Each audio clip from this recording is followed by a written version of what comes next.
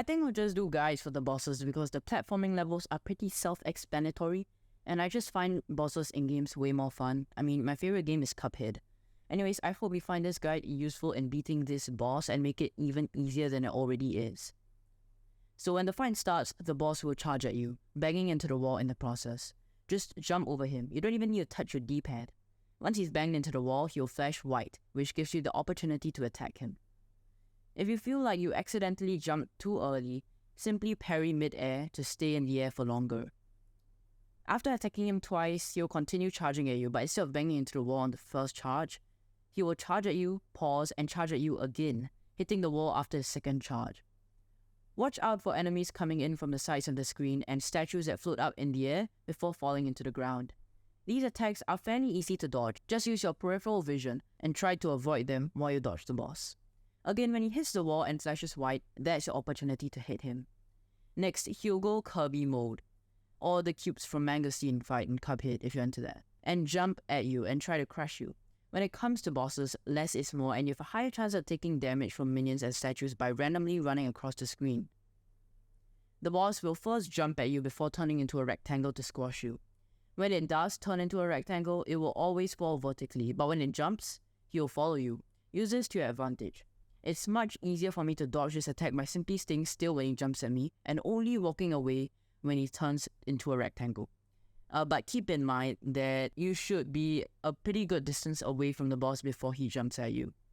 Also, don't parry or jump when he's attacking, as you risk going into his hitbox and taking damage. Okay, after this, it gets a little bit more tricky. Think Goopy Legrand. This boss still jumps at you in the same way, but with an added second attack. After trying to crush you, it will jump back up towards the wall and bounce off that wall. You will have to attack him while he's mid-air. For this phase, I recommend following him in the direction he bounces off from the wall. It's better if you go further than you think is necessary because in most platformers, you have much more control over your character when you're on the ground instead of in the air, so try and meet him when he's a bit lower to the ground instead of hitting him at your peak. When it's safe to attack him, simply jump and uppercut or just uppercut if he is low enough to the ground. The last phase is a piece of cake if you use this strat. He'll charge twice just like in the second phase, so lead him towards the statue first, and when he turns, lead him away before jumping over him and breaking the statue. This will give you so much more time than if you were to try and destroy the statue normally.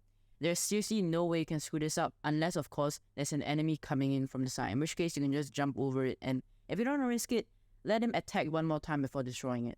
And if you still have trouble with this phase, just know that his body can't actually damage you. Only his arm when he's charging can damage you. So use that to your advantage. Well done, you have made it to the halfway mark. Now it's all about doing what you have done for the first half, but faster and with more minions coming at you.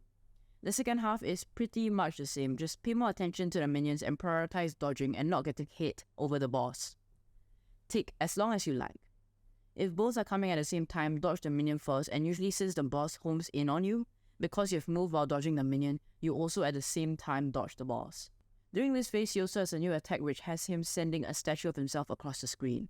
If you have trouble dodging this and the boss at the same time, just parry in the air with the exception of the jump attack.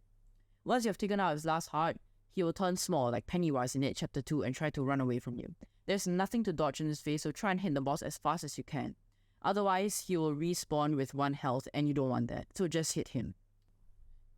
Once you do, you're done. You have just P-ranked the easiest boss in the game, and you still have a long ways to go.